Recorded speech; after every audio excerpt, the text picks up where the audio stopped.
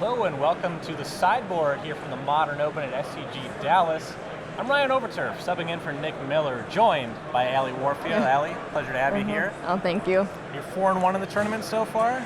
That is correct. Playing in a Selesnya Eldrazi deck. Deck's been treating you pretty well so far? Yeah, we started off 4-1 and just picked up a loss against Merfolk. Sure. It does seem like a tougher one. That was a deck that could actually hang with broken Eldrazi in some amount of the game, so not an ideal pull for you.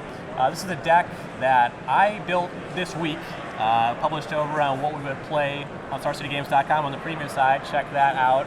I signed up. Cedric puts out like a roll call for that, says who wants to do what we would play this week, and I said, of course, a week ago.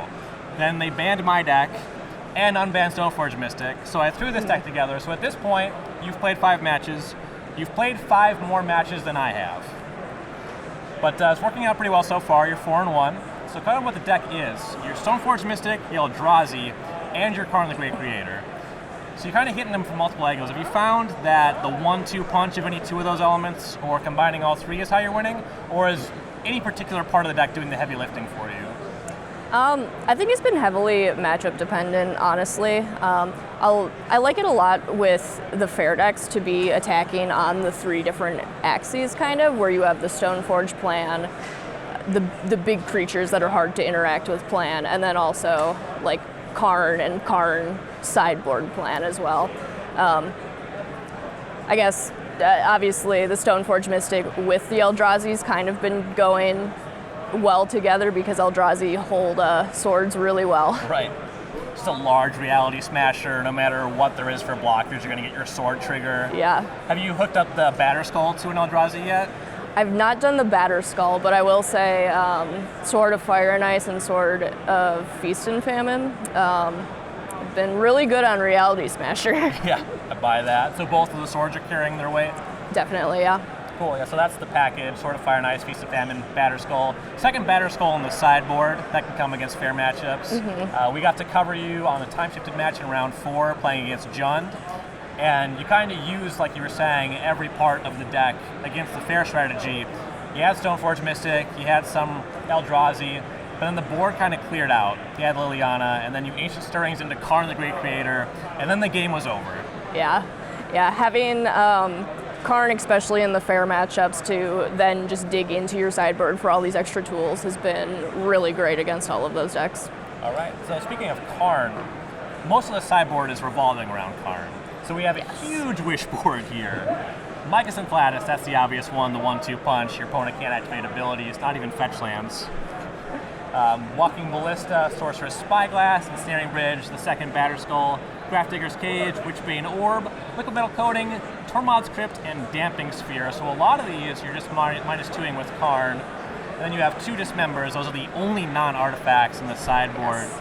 So how many of these cards do you actually physically move into your deck when you're sideboarding? Dismember has come in a few times. I've played against a lot of Tarmogoyfs and other kind of creatures that I want to deal with. Damping Sphere has definitely come in. I don't think you want it on your wish board against Tron. It's a little slow for that. I did manage to do it game 1 against Tron, which is very good, but post board I just want all 3 of my Damping Spheres in to try and get that turn 2 as quickly as possible. Haven't really sided in a lot of the other ones because it feels like it's easier to just get them with Karn than hoping I draw the one of.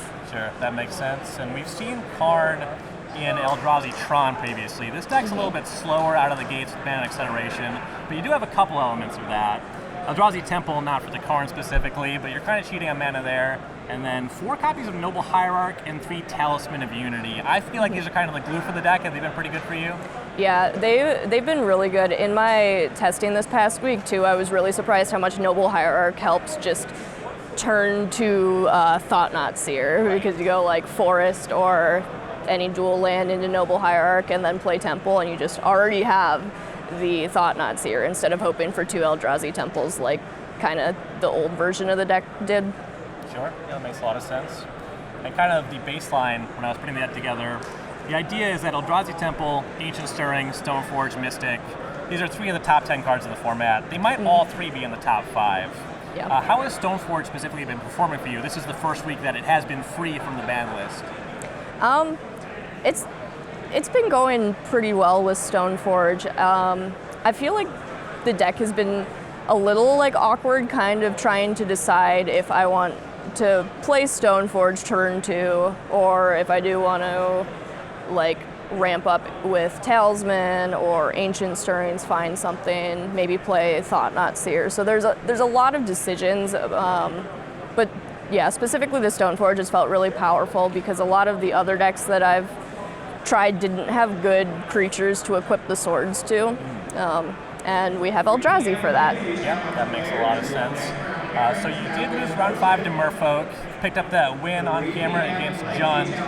Is the idea for the rest of the tournament you want to run into more Jund decks? Is there a matchup you want to play against more? Is there one you want to dodge? I would like to dodge Merfolk again.